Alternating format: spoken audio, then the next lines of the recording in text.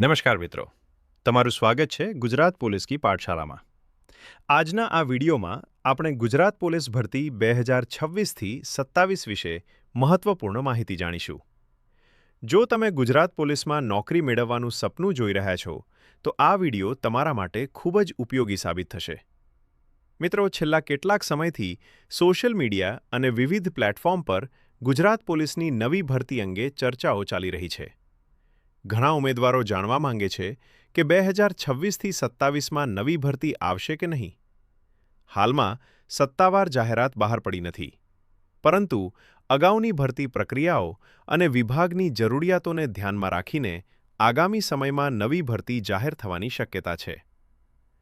સંભવિત પોસ્ટો: police constable, armed police constable, SRPF constable, jail સિપાહી, PSI અને અન્ય પોલીસ કેડરની જગ્યાઓ।